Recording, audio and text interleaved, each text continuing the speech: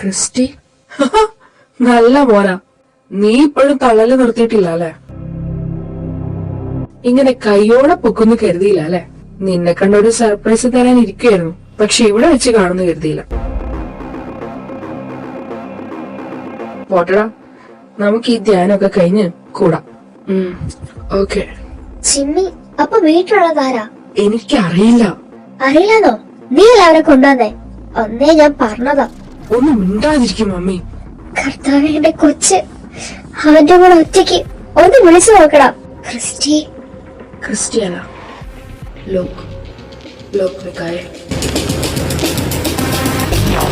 നീ പറഞ്ഞ ആകിലൻ ഞാൻ തന്നെയാ. കുക്കി നിന്നെ വിളിച്ചോ? അവളെ വിളിച്ചിട്ട് എടുക്കുന്നില്ല. അവൾ എന്റെ കൂടെ ഉണ്ട്. നിന്റെ വീട്ടിലാണോ അവളെ? ഓക്കെ, അവളെ ഇന്ന് അവിടെ തന്നെ നിർത്തിക്കോ. ഞങ്ങൾ ഇന്ന് നൈറ്റ് തിരിച്ചു വരും. അവളോട് പറയണ്ട. നീ വേറെ എന്തേലും പറഞ്ഞ അവളവിടെ നിർത്തും. എന്താ ചിമ്മി? ഒരു പ്രോബ്ലം ഉണ്ട്. ക്രിസ്റ്റി എവിടാന്നറിയോ? ക്രിസ്റ്റി എനിക്കറിയില്ല. ചിലപ്പോ ഓഫീസിൽ പോയി കാണും. ഓക്കെ. എന്താ? ചിമ്മിയാ. അത് മനസ്സിലായി.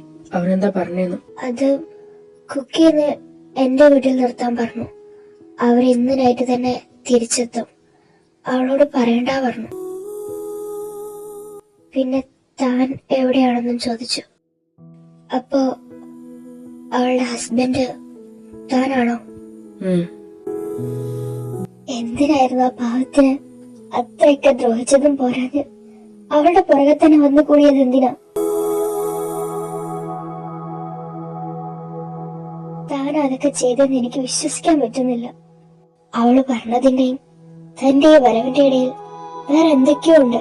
എനിക്ക് ഉറപ്പാ, അവൾ പറഞ്ഞ പോലെ ഒരാളാണ് നിങ്ങളെങ്കിൽ നിങ്ങൾ ഇപ്പൊ ഇവിടെ ഇരുന്ന് കരയില്ലായിരുന്നു. ടു ബി ഫ്രാങ്ക്, എന്റെ അപ്പയെ കൂടാതെ എന്നെ മനസ്സിലാക്കിയ ആദ്യത്തെ ആൾ താനാ. താൻ പറയാതെ തന്നെ അവൾ എന്നെ കുറിച്ച് എന്തൊക്കെ പറഞ്ഞിട്ടുണ്ടാവുന്നു എനിക്ക് ഊഹിക്കാവുന്നതേ ഉള്ളൂ. അതിനവളെ തെറ്റു പറയാനും കഴിയില്ല. കാരണം ഞാൻ അവൾക്ക് വേണ്ടി തിരഞ്ഞെടുത്ത വഴി ലോകത്ത് ഒരു പെണ്ണിനെ ഉൾക്കൊള്ളാൻ കഴിയുന്നതായിരുന്നില്ല.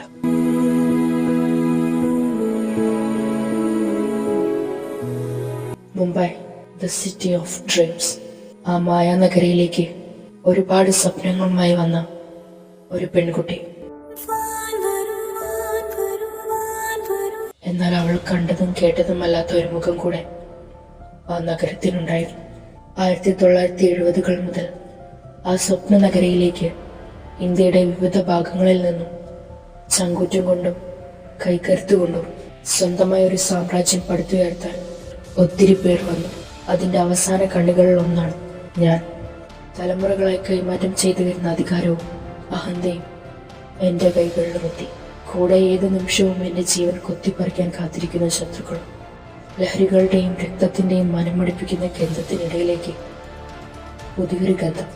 ആ ഗന്ധത്തിന് ഒരു പെണ്ണിന്റെ മുഖമായിരുന്നു. Jual. She came as an angel in my life and all my demons scattered away.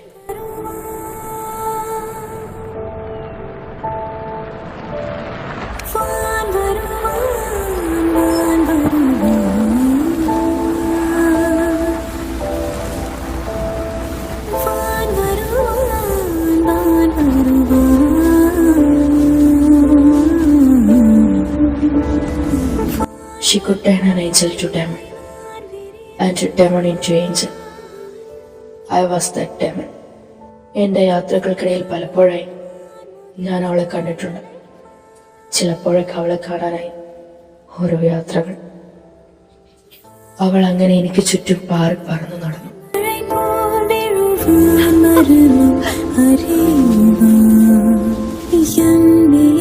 എന്റെ കണ്ണുകൾ അവളിൽ തന്നെ മുഴുകിയിരിക്കുകയാണെന്നറിയാതെ.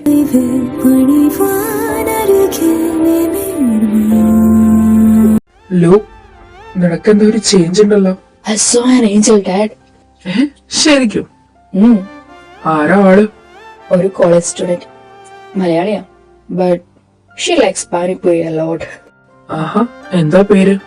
അറിയില്ല. But I find it so each and everything about her.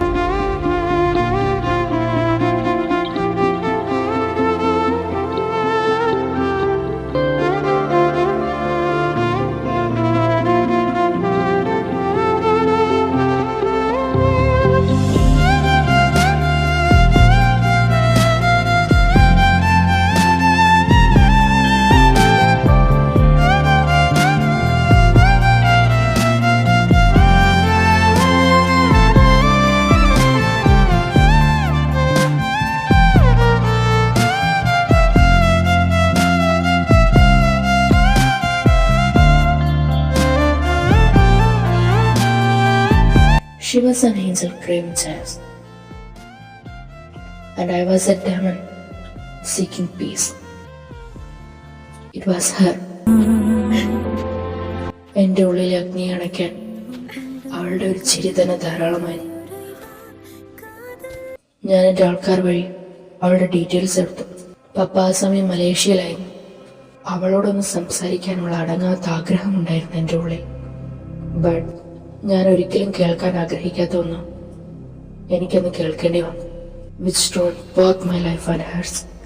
Sir, ആ പെൺകുട്ടി ജോൽ? യെസ്, ആ പെൺകുട്ടിയാണ് ജേസൺ അവന്റെ റിച്വൽ സ്ലോട്ടറിന് വേണ്ടി. Yes sir, she's A half Jewish. അവളുടെ അമ്മ ജൂയിഷ് ആണ്. വാട്ട്?